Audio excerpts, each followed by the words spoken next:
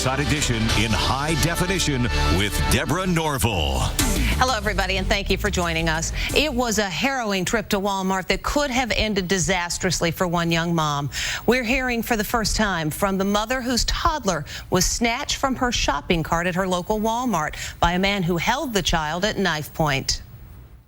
I'm literally begging for my daughter's life. I start pleading with him. The mom at the center of that child hostage drama at Walmart is breaking her silence. I couldn't take my eyes off of the knife.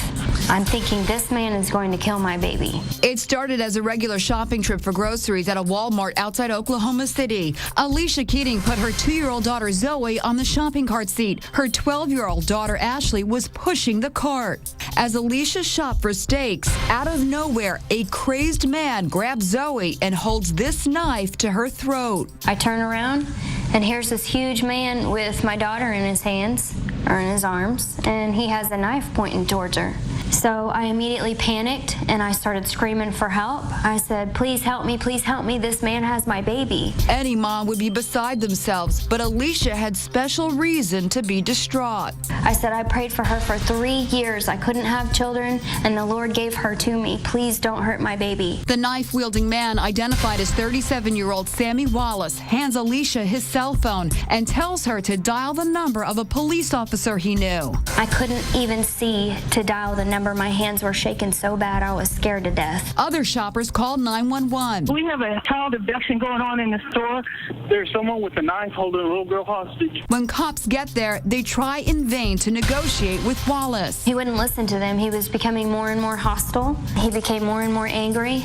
Alicia is so distraught, she has to be taken away. It was the hardest thing to do, was to leave my baby there in his arms. So I'm pacing back and forth, and I'm like, oh my God, is my baby gonna be alive? Is my baby dead? It was every mother's worst nightmare. At one point, police even give Wallace a chair, but the hostage drama reaches a critical moment when the lunatic starts counting down from 60.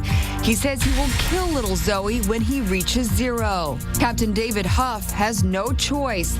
He pulls out his gun and takes a point-blank shot.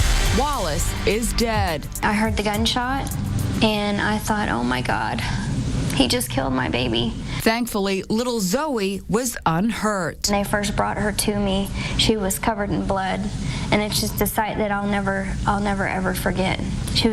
I've never seen her cry like that before. She was so scared. Alicia's husband Travis told Inside Edition his big-hearted wife even feels sympathy for the crazed man. After they all left and the detectives left with interviewing us, we're sitting there, and Alicia she just starts bawling.